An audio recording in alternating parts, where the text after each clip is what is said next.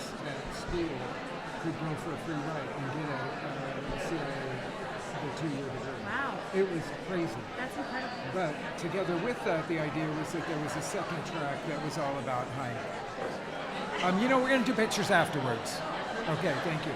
And then there was a second track of it that was all about doing this sort of. You could do a secondary part of your degree, your bachelor degree at CIA. Did you have a handle for Twitter? Mine's Rick _Davis.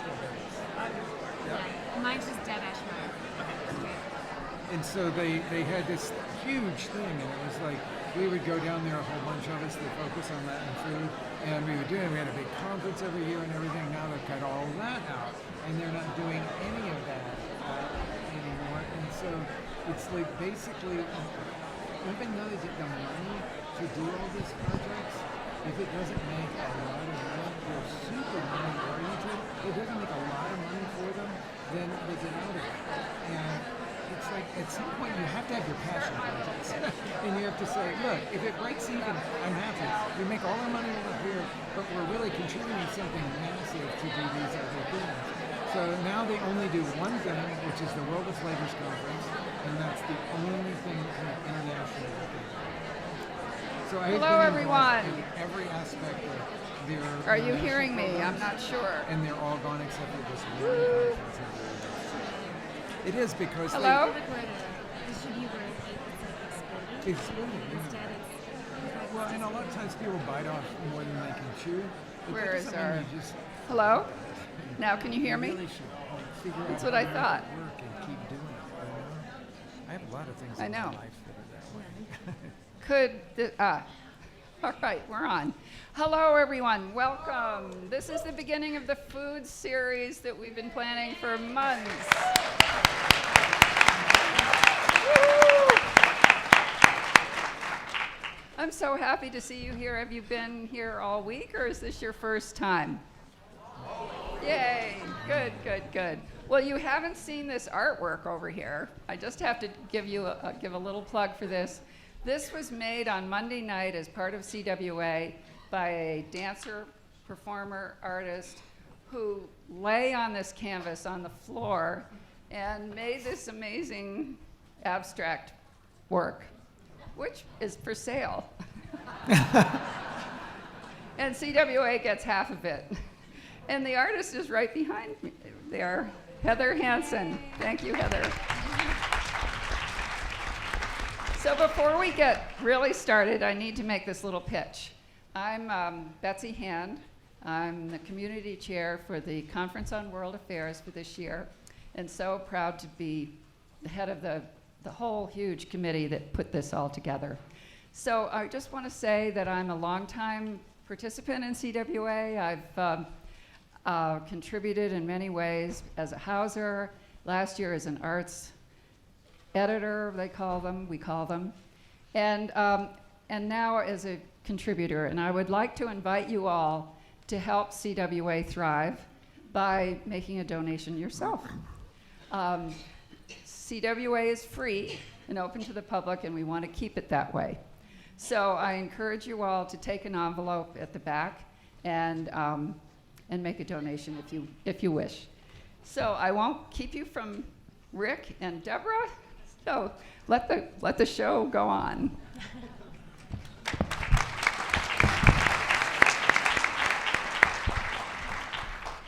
Good morning, everyone. Thank you. Today is Wednesday, April 12th, 2017. It is 11 a.m., and this is panel number 3300, entitled Food Series Keynote Address, Why Food Matters, Nourishing Our Bodies and the Land, and we are in UMC Center Ballroom. A couple of other housekeeping items before we get started. As a reminder, please turn off your cell phones right now and any other electronic device, because many of us have many, that can go off at very inappropriate times. The other is to let you know we now have an app That also allows you to put your questions in, and I'm going to read a little bit about that. There's also some information right here on the side that gives you a guide of how to access that and download the app. In this CW session, we will utilize both the CW app and a note card system to receive questions from the audience. To ask a question in the app, simply select this session in the schedule, tap Live Q&A, and then insert your question. You may also raise your hand at any time to request a note card and pencil from one of our producers. They're often, you can find them in the corners here. If you are a student, please note this in your question because we actually give preference to students' questions. So make sure to make note of that. I am Sheila Kemper Dietrich, and I have the great privilege of being the moderator for this inaugural Keynote speaker session. I am the founder and CEO of Libliga, which is a healthy lifestyle company started right here in Boulder, Colorado. We are all about promoting mindful eating and right-sizing our food environment with portion control tableware that uses the psychology of eating and the very design of the tableware. We are a patented design that helps guide people to eat food, not too much, mostly plants, in order to live a healthier and happier life. Now I have the distinct honor of introducing our panelists. Many of you know them so well through all of their good work.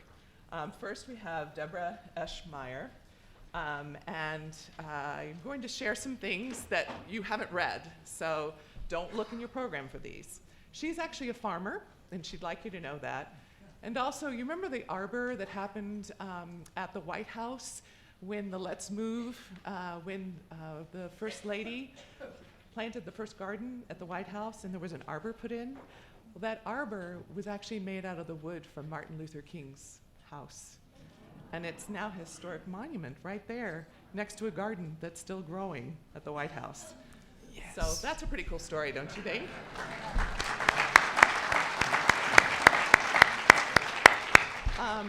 Rick Bayless.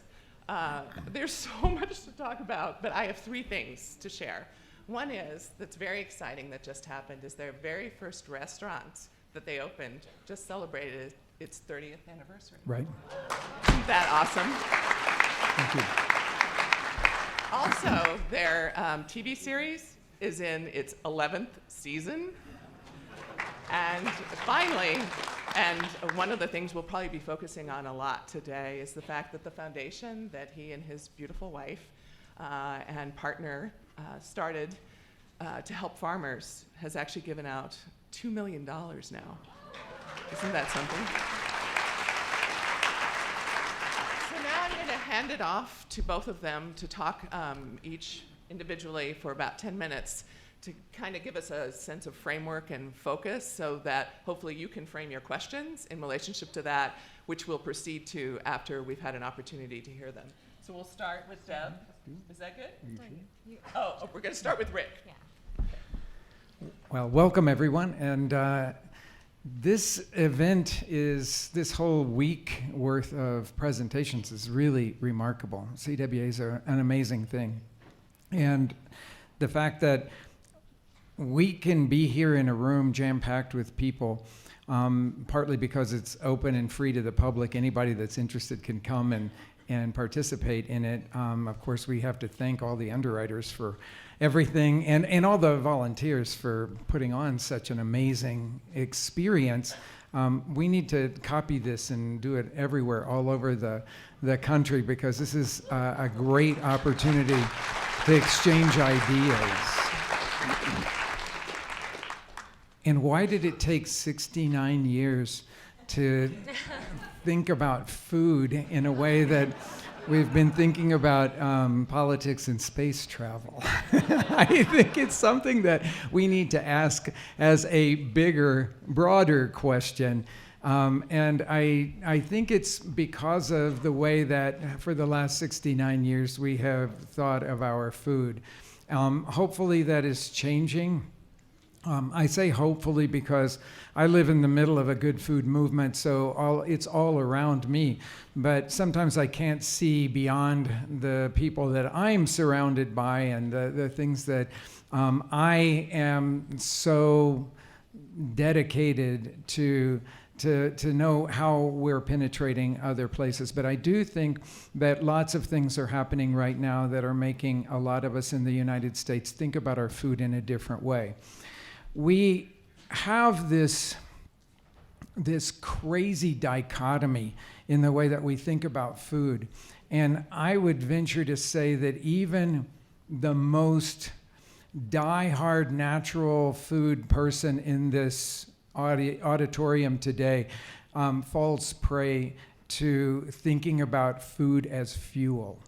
So when we think when we look at this dichotomy, we've got fuel on one side and we've got sustenance on the other. With the advent of nutritionism, we have begun to break our food apart and think about it as component parts. And unfortunately, that makes us think about food in an abstract way, in a way that is abstracted from all the other aspects that food can be in our lives. And when we fall prey to looking at the nutritionists' studies, which I have to say, I'm just like everybody else, I'll click on those things too when they come up on the Facebook feed. I look at what the studies say that talks about whether we're supposed to eat carbohydrates or not eat carbohydrates, or when we're supposed to eat them, or how much fat should be in our diet, and all that sort of stuff. And yet at the same time, all of that is undermining our ability to think about food in the way that sustains our bodies. Now that sounds kind of contrary, because when you think about the nutritionists are trying to help us to be healthier people, right? But in their attempt to make us healthier people, oftentimes they're making us less healthy people, because they are breaking our ages-old connection with food in its full realm of understanding. So what is that?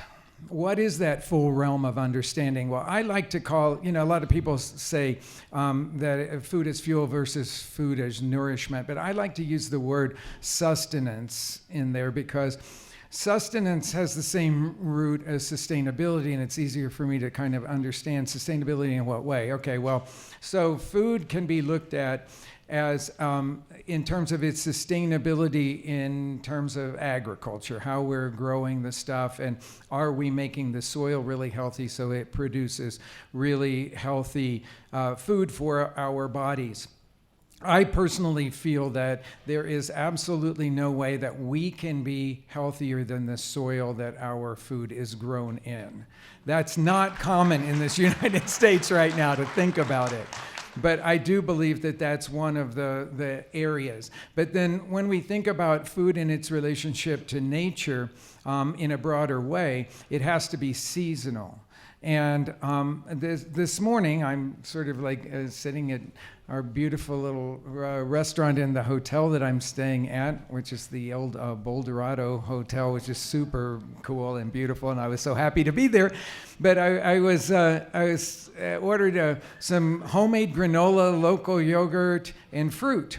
And I'm thinking about fruit right now here in Boulder is going to be some dried fruit from last season, right? Because that's what it would be at my house, and we would think about it in that. Or maybe it's a compote made out of some frozen fruit that was from it was blueberries, raspberries, and strawberries. And all of a sudden, I was jolted into an understanding that I was not in sync with the place that I am. So since the so-called Green Revolution of the 40s and 50s, when we thought about food in the same way that we think about inputs to the soil, just put in whatever you need and get your stuff back out, the same way we're thinking about feeding our bodies just as fuel, we have really broken with seasons. And this is the first time in the history of the human race. So if you can think for millennia, we are creatures, animals, that have been used to feeding ourselves in a way that was all about place and time.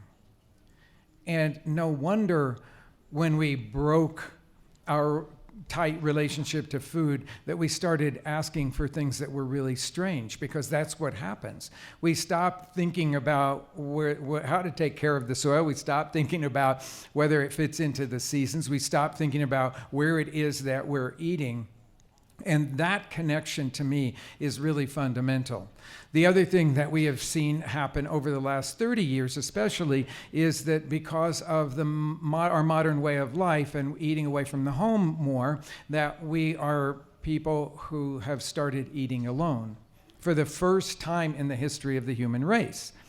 And where do we build the solid relationships with family and community? It's always around a meal. So once you break that connection, you start thinking about people in a different way. So suddenly we see right now that in the thinking about food as fuel, thinking about food as disconnected from time and place, thinking about food as disconnected from family and community life, that we've found ourselves in a really bad place. Basically, the first time in the history of the human race that we could actually be in this place. So now I'm seeing, or I'm hoping, or I'm dreaming that pendulum is now moving back the other way, and we are seeing how we have to actually go back to thinking about food as something that is more than just fuel, that it probably resonates with us on a very molecular level. We think about food as something that brings us together with our family and our community. We think about food as a way that we can feel in touch with the place that we are and the season that we are living in. And the other one last thing that I'll just throw into that is that we start to see food again as an expression of our culture and other people's culture. Because in this crazy, weird food revolution we've seen in the United States over the last 50, 60, 70 years, we have also disconnected ourselves from the food that our people developed over not just generations, but usually centuries, maybe millennia. And all of those foods were developed for a reason, because they nourished our communities well. And that means that they nourished them on all levels, the physical level, community level, a spiritual level, that these were the foods that our communities developed over a long period of time. And in spite of the fact that we may want to have that burrito bowl, it probably doesn't go back in history more than just 10 years or so. And then you just kind of fall off the cliff and you don't know, yeah, it's fun to eat right now, but in some ways, does it make me feel disenfranchised to eat that fun food, the stuff that we like, the sriracha on everything, It's like when we eat that food, yes, it's really fun, and I would be the last one to poo-poo it as like we shouldn't do that kind of stuff. But we also need to look at the fact that our food really needs to resonate with our past. And to me, that is a really important aspect to keep in mind when we're thinking about our food and how it nourishes us, how it sustains us, how it is the true sustenance for us. Thank you.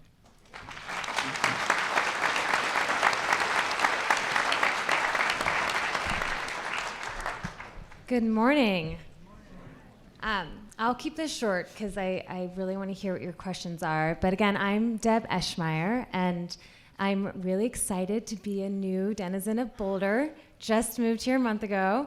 So yeah, very excited. So I hail from western rural Ohio, a small town of 890, youngest of 7, born on a dairy farm. So my very first food memory was actually a dairy cow being butchered when I was 4. That is, so I have always had a very real relationship with food. And I then took that path to go into some humanitarian work and environmental conservation work. But I ended up working in DC for the National Family Farm Coalition. I don't know if you've heard of this advocacy group, but it works on behalf of family farmers to make sure that they're getting their cost of production, basically through policy. So I got a full education of the Farm Bill and started working on dairy policy. If anyone wants job security and food policy, get to know dairy policy, because there's about 3 people on the planet who fully understand it. So any students in here that are interested in that, let me know. And because of that, I realized it took a lot of work working on the Farm Bill at that time, and I wanted to work on something that was positive, that I felt was affirming to the food system I believed in. So I was also reading the organic standards of how to raise a pig, and I realized that I wasn't meeting them living in DC. So ended up deciding to move back to the family farm in New Knoxville, Ohio, and started doing a couple things. Bought my husband's maternal, actually he's a high school sweetheart, who grew up a quarter mile away from me, and bought his maternal grandparents' farm, 22 acres, started an organic fruit and vegetable farm, started a local CSA feeding 100 families a week, and which is really unique for rural, is to have that organic CSA. Shout out to all the farmers in the room. So did that while writing farm to school legislation, so I was able to get 40 million mandatory for farm to school programs, which is getting local food, right? Local farmers' food into the school lunch program. So I was successful in doing that, and while starting a national nonprofit, which I don't know if you guys have heard of. It's called Food Corps, it's in 18 states now and 500 schools, where we place AmeriCorps service members into schools to get local food from farmers into the cafeteria, teach nutrition education, and build school gardens, teach cooking, yes. Something that should be in every school in America, right? But we're starting it with the highest need schools. And so I was doing that for about 5 years, and I had gotten to know the Obama administration really well during that process. And so when my predecessor, Sam Cass, was going to get married and move to New York, they asked me to come in. And so I had the wonderful opportunity of the last 2 years running First Lady Michelle Obama's Let's Move initiative and being the senior nutrition advisor to President Obama. And so, yeah. And so the story that Sheila shared was something I do want to just expand on just a little bit. But it was obviously the garden it meant a lot to us in the food world, because it was the very first thing that Mrs. Obama did when she moved to 1600 Pennsylvania Avenue. She broke ground on the South Lawn to grow fruits and vegetables. And it became this metaphor, right, for our work and how important it was to be connecting kids and our nation to where their food comes from and why that's so important. And so it meant a lot to the First Lady and the President that before we left, we made sure that we cemented it and put the arbor in and the table and a wider pathway, but we made sure that it was legacy wood. And so it was pretty incredible to work with. We put 3 founding fathers' wood from their homes in the arbor and the table, and also Martin Luther King Jr.'s. It was his home, and when we originally was on actually in his, I think it was in his kitchen, and they stripped the wood. It was this light white pink, and the wood was actually white and brown. So it was a very meaningful moment of placing that into the garden. But all of that aside, what I'd love to hear more from all of you and what your questions are really around, and what I have focused most of my professional career in is how do we make sure real, safe, green, affordable food is accessible to all. And I spent a lot of the last 2 years working on the National School Lunch Program, making the first improvements, and this is actually more than this last 10 years, of first time in 30 years, we increased the reimbursement for the 50 million kids that go to school for lunch, and increasing the nutrition standards for the first time in 15 years, and worked incredibly hard to improve the Supplemental Nutrition Assistance Program. And it's a program that if folks are really interested in wanting to build local models that work, which is what we need to change federal policy, is prove the case in your community, is look at that program and how it affects your community and ways that you can make healthy food more accessible to them. 45 million Americans are on SNAP, and 2/3 of those households are children. That is $75 billion a year of federal taxpayer dollars that goes to that program. And we can be creative and innovative about how we make sure that the food that those families receive on SNAP is high quality, nutritious food. And just think about all the opportunities that we have with technology and innovation about reaching those families where they're at. There's 1.7 million Americans who live on less than $2 a day. It's really hard for them to feed their kids. And this is where, as a society, we have a contract to take care of our neighbors, right? And so here's an opportunity for us that care about food, that it's not just about your local farmer's market, and it's not just about, it's about ensuring that we can make sure that all kids in America have access to the healthy and safe food. And so that's something that I hope that we have a chance to talk about today. And I'm really, really encouraged by the ingenuity and the genuine, authentic care that I'm seeing from the youngest generation right now. I don't know if how many of you guys have been communicating with high schoolers and a lot of the college students, but there's so much passion and energy in this space. It's amazing. And so I hope that you guys take the opportunity while you're here at CU. There's 30,000 students to hear from them and to do some mentorship. But this is, we stand on Rick's shoulders, right? He set the path for us. So now we have this amazing opportunity to take it to the next level and make sure that this high quality, good, delicious food is available to all. So I look forward to hearing everyone's questions and go from there.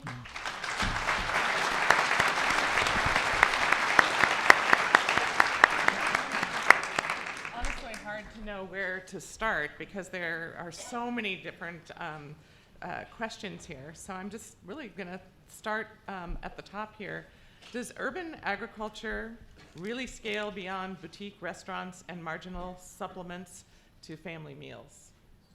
I think both of you can address that. Do you want to start there? Yeah, I think there's ample opportunity there. So one thing really quickly on that is that SNAP dollars that I mentioned, that $75 billion, that can actually go to seeds. So they can, which by the way, everyone knows this, if you would spend that money on the seeds for lettuce and tomatoes and beans, that's going to exponentially go farther. So you can have community lots that go specifically to SNAP recipients and helping them grow their own food and stretching out their food dollar. There's a lot of creative programs around that. Also, there's a ton of rooftop programs. I don't know if folks have been looking into this that are really innovative, and it's phenomenal green programs that are growing not just for restaurants, but starting to grow for schools and for employees that extends our acreage. And there's a lot of new innovation happening around container lots where you can they basically look like semi-trucks, right? And they're growing food. There's a lot of questions still around sustainability and production and everything else around them, but it's great to be looking at this innovation around, it's a climate-controlled center that's going to be providing this fresh lettuce for a full cycle. You could place that next to factories across the United States. So factories, employees are receiving fresh greens every day, 5 days a week, 7 days a week. That would be tremendous for employee wellness programs. So I do think you can be really creative around how urban ag can be scaled up to be a more economic model to reach more. I'm a huge fan of urban ag, and I believe that we are just scratching the surface of what can be grown.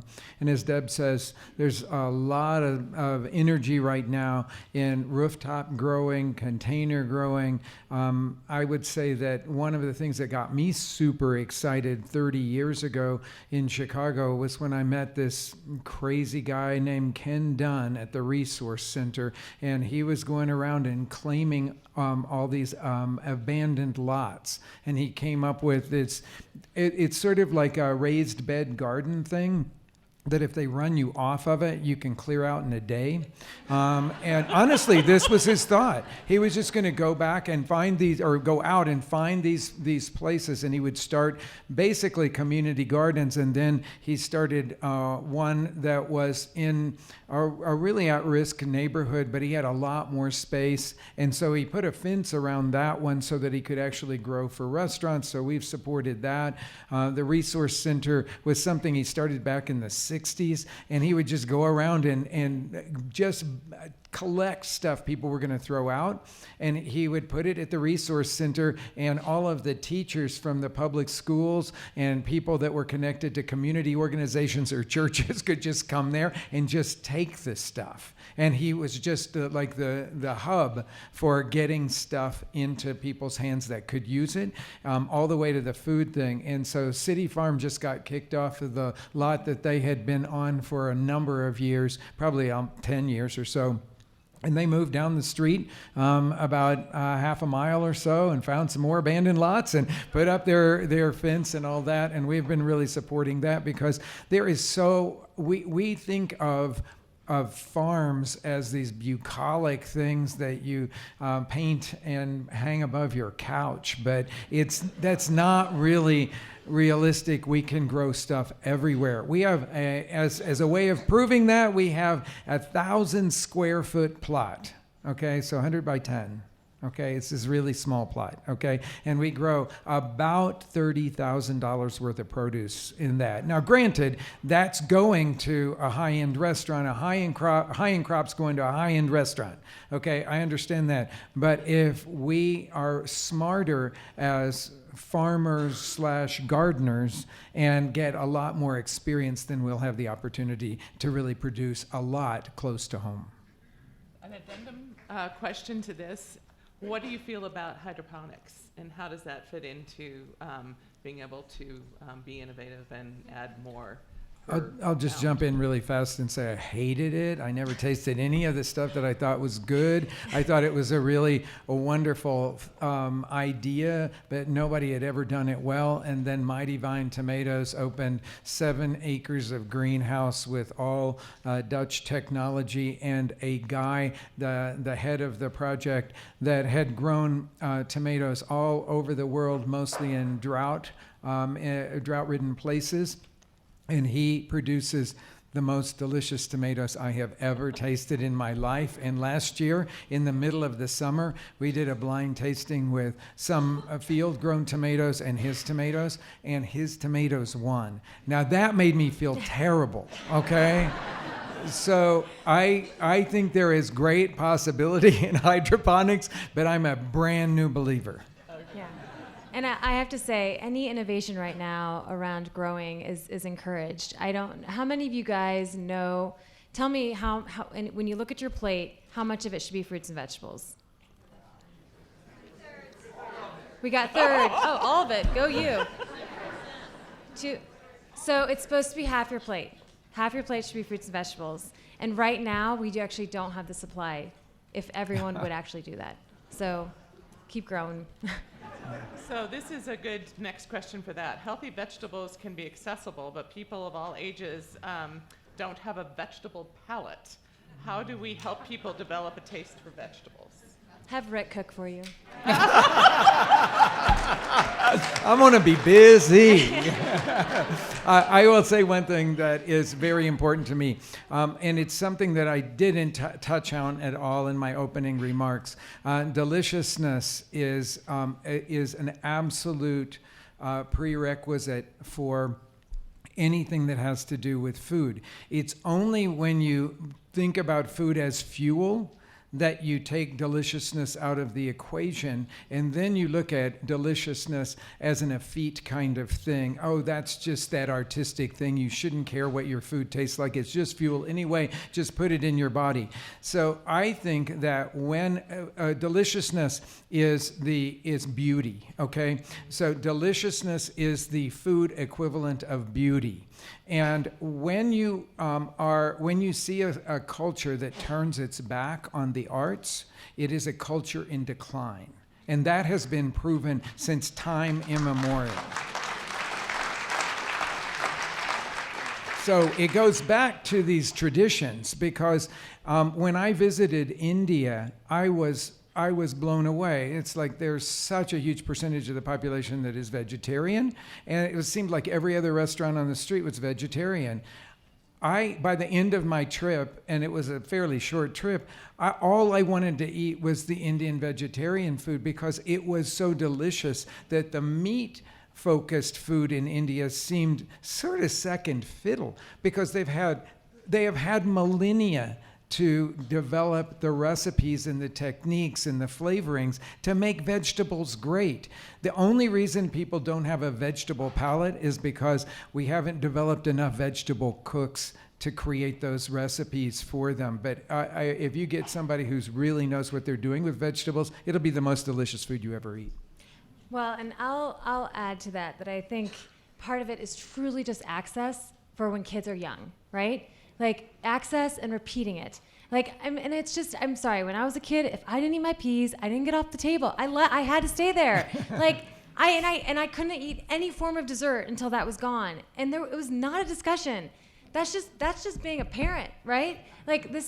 Sometimes I feel like there needs to be the kids don't always have the way, guys. Let's be straight about that. The other part of it, right? But it's great for them. It's gonna save their palate. And this is why, this is one of the reasons I focus so hard on kids is that through school, this is a captive audience for 12, 13 years, for 50 million kids. I mean, this is the place that in the future they're just going to be lining up for Rick's restaurant because they're going to actually enjoy it, right? And the thing is that if you have ever, and you guys know this, if you have a kid eat sweet peas, they think it's better than Skittles. I have heard this repeatedly. And if you have fresh cantaloupe from the field, oh my goodness gracious, and carrots, it's like they're won over. They already have the palate. It's there, right? We just need to actually nurture it, and that's our responsibility.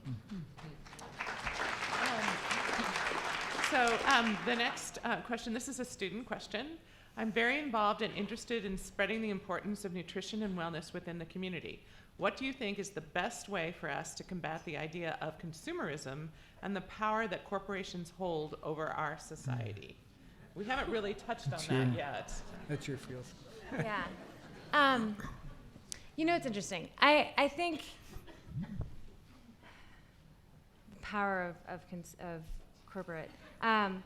My take on this is we have to see corporations as a pathway. Consumers have the power. If consumers are demanding to have added sugars, for example, on the label, because right now, we spent the last 6 years fighting to get the nutrition facts label updated. So it's actually regulated now, FDA. It needs to be out by July 2018.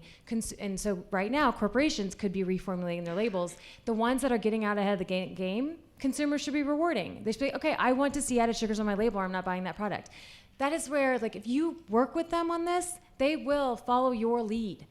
When you're asking and demanding transparency and integrity in the product, they're going to produce it. They can't exist without you. So this is where it's we have to own that responsibility of actually rewarding the companies that are producing high quality, nutritious products that we believe in, right? That's what we should be putting in our grocery carts. And a lot of times, some of those products actually don't have labels because it's whole fruits and vegetables. but it is something though that a lot of times we vilify. We want to have an enemy, but this is something that I spent a lot of time on, is working with corporations because they want to do well. They do. They want to be better. And there's a lot of models out there, like B corporations, for example. I don't know how many of you guys are familiar with B Corps, right? Where they actually have a B impact assessment that rates them by what they do for their community, the environment, workers, and they have to be certified by a separate nonprofit to be a B Corp. And they're meeting all those standards. So Patagonia and others are B Corps. And so that's kind of, actually there's 33 states now that have B Corp certification as well. So corporations, you can drive them in that direction. So they're being held more accountable to not just their product, but actually how they are as a company. So I would challenge you and your communities to see how you're holding them accountable to your values. into how they are actually not, again, just producing a product that you believe in, but they're actually operating as an entity that you believe in.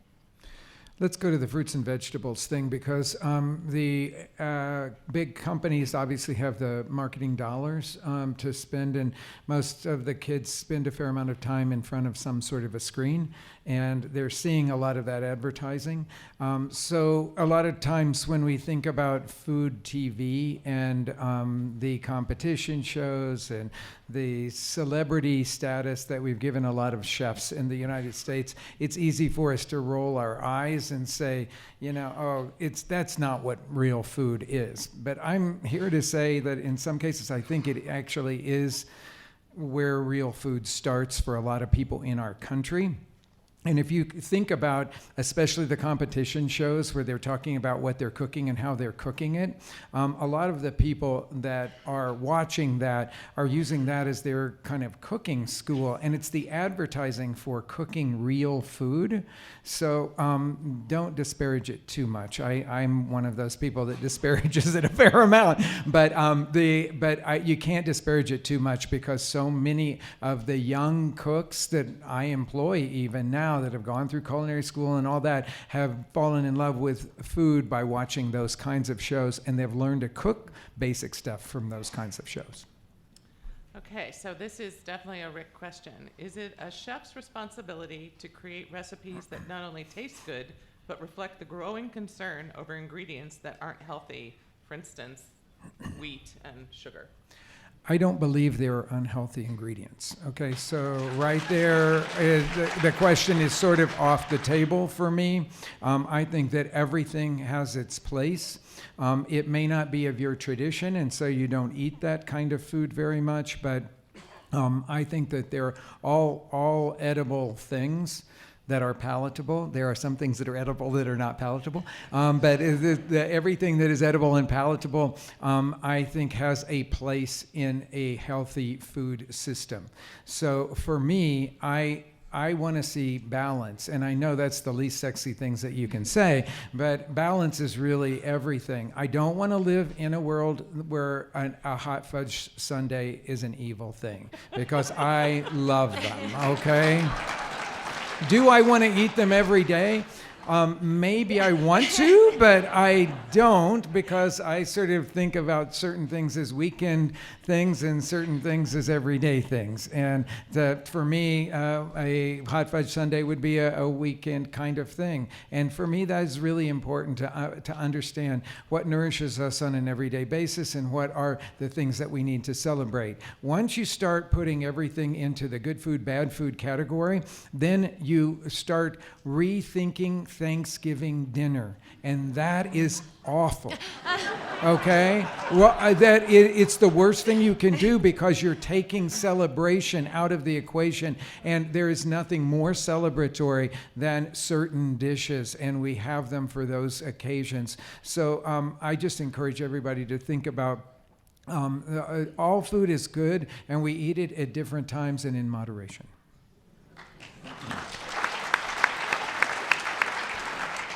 Deb, can you share your thoughts about what makes a successful and sustainable, so this is for you too, sustainable community garden, and how these gardens impact kids' diets? Oh, that's yours. Yeah. So thanks for whoever asked the question. First and foremost, what makes a successful community garden is that the community is the one behind it 100%. Like, this is you have a multi-energy and multi-generation group of people coming together who want to grow. And then, of course, having good quality soil, access to sunlight, all those other components. But if someone's interested in growing a community garden, the beauty of it is that you have endless resources now at your disposal. If this is something you wanted to start 50 years ago, 20 years ago, you wouldn't have been able to Google it. Now there's books, there's nonprofits, there's actually an American Community Gardening Association, there's Slow Food, there's many that can help you get started. There's templates on what do you do at your first meeting. Like, you literally don't have to do anything. It's called, as in regards to the research of setting it up. In the past, I used to always talk about how you just use someone else's R&D, which is just rip off and duplicate. Use a lot of those existing resources that are out there to help you out. And the thing is about just make sure that kids are a part of the process, because they're going to ask some of the best questions. They're going to be your best spokespersons. And they are the ones who are going to want to own it and take care of it and make sure that it continues for the next generation. So I highly encourage you to make sure you do involve kids in that process. But yeah, if whoever asked the question, I'm happy to talk to you more about it afterwards as well. Great. Rick, in U.S. urban capitals, there is a movement amongst younger generations for slow food, urban and rooftop gardens. How to bring this tradition back to the rural areas and villages? I can't really answer that very much, except that I will say that one of the farms that we work with, Spence Farm, they started a foundation because all around them in central Illinois is nothing but corn and soybeans. And all the corn and soybeans are not grown in the way that probably most of the people in this room would like to see them grown, if you get my gist.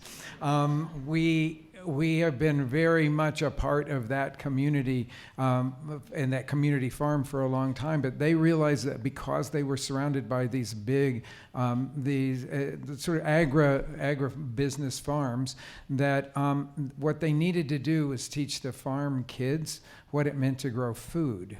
And that's such an odd concept if you think that they're all farmers and they all live, but they didn't know how to grow food. And so they started a training program where they rounded up all of the local kids and they brought them into a place where they could teach them about agriculture in a small scale and growing food plants. And that eventually morphed into an organization that they call Stewards of the Land, and these are all kids who have taken over plots they have all the land that they need, but they've taken over plots of their family farm, and they started growing things. And it might be a 10 by 10 patch of watermelons for an 8-year-old boy, and then the Spence Farm people, because they sell to all the chefs in Chicago, they'll say, okay, who wants to buy the watermelons from this guy's patch? And so like our restaurant would say, oh, we'll buy them all. We'll buy all of the watermelons from his patch, and we'll pay the top dollar for them because they're raised organically, et cetera, et cetera. And you go, okay, so we would buy that, and then we would buy another kid's something else, and we'd buy another kid. Well, these kids over the period of their junior high and high school realized in many cases that they actually could have a future growing food plants. And so many of them have stayed on the farm and have started other projects. And in fact, our foundation has helped to support a lot of those kids' projects. I'll never forget when our board saw the first application from a 14-year-old and a 16-year-old. And it was like for $10,000. And they called us up right away and said, what are we supposed to do? I mean, do we need parental control in this thing? But these boys wanted to build an adequate shed to house goats, because they had come to us and said, we're doing a 4-H project and we would like to sell you goat milk. And we said, well, to tell you the truth, we do use goat milk in our restaurant, but we use it on a small scale, 3 or 4 gallons a week, and that's all we really would need. What we need is goat meat. So they put in a herd of boar goats, and then they needed to grow that. Well, these 2 boys, by the time they finished high school, were grossing about $100,000 a year in goat meat. And they obviously stayed on the farm, right? And then they got their parents who had a dairy farm as well, and parents were just dumping the milk into the big bins, and so it didn't have their name on it or anything. They got their parents to get behind putting in processing so that they could pasteurize and bottle there, and so now we have their milk because they have a way to distribute it, and they have people that want to buy it, and that kind of a thing I think is really the only kind of story that I can tell about that. But it takes somebody with vision like the Spence Farm Foundation to actually plant the seeds in the rural areas and then grow it from there.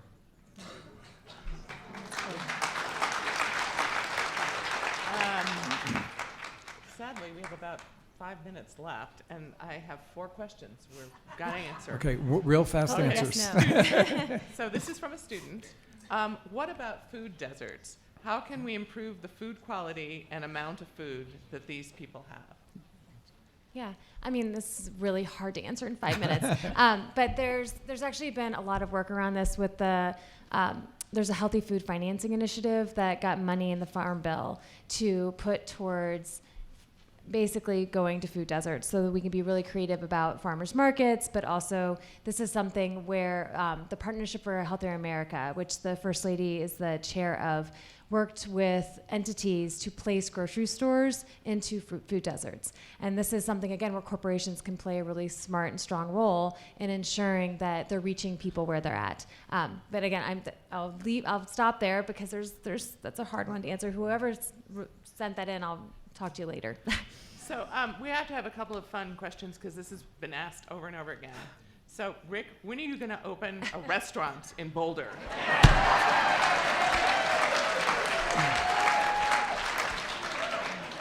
I don't know. We won't let him leave until he says yes. And then Deb, what are you going to do next now that you're here in Boulder? What should I do, guys? You tell me. I took the advice of my bosses to take a respite, and now I'm exploring all of my options. So I'm actually figuring it out now. So please do send me your suggestions. And then this one, I think is, I don't know if this exists or not, but I think it's a question that many would like to have answered. Is there a single source list of charitable resources, foundations to which the public can donate that support good food, organic farmers and grocers?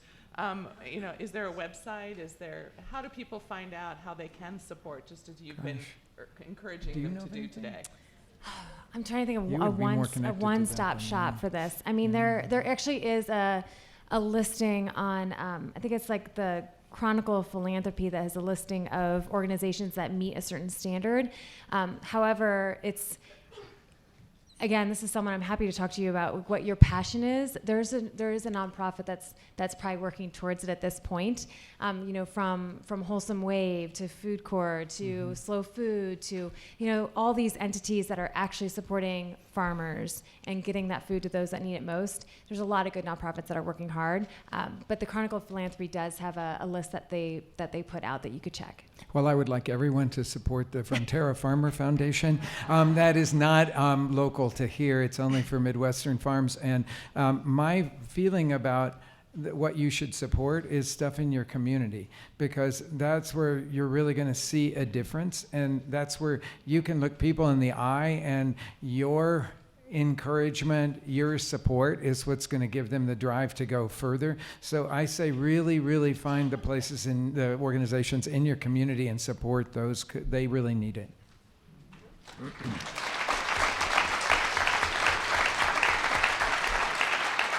actually probably have one more question and still be on time. One of the things that hasn't really been addressed here is the fact that we're facing a nation that struggles with obesity, and we're talking about good food.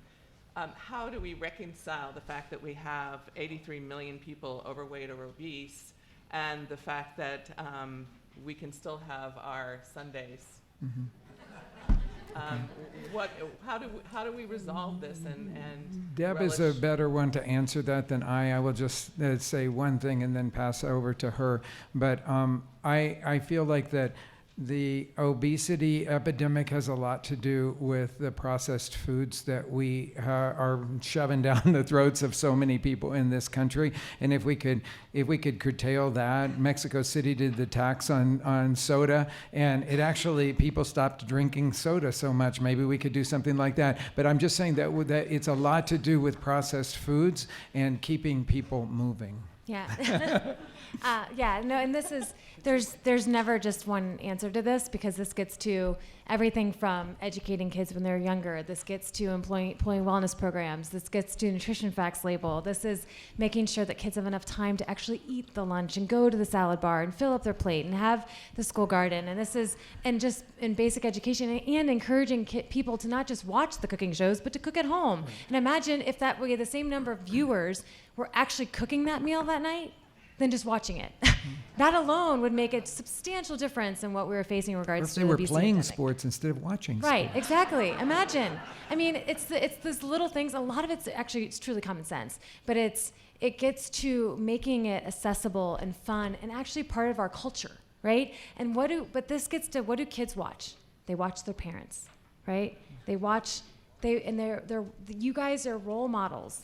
And if we can get parents to be moving more, if we get them to but we're in a new generation that they know their footsteps, you know? People ask you just as much as they know what time it is, how many steps have you taken today? I mean, so we are hopefully trending in the direction of a generation that wants to be active and wants to be healthy. And guess what? Food is a beautiful, pleasurable thing. And we need to make sure that that is what our future is about, and it means health. Yes.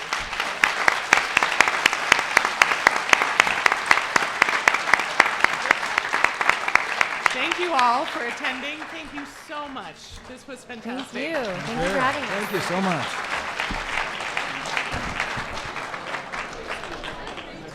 Right. I saw you here in the front row.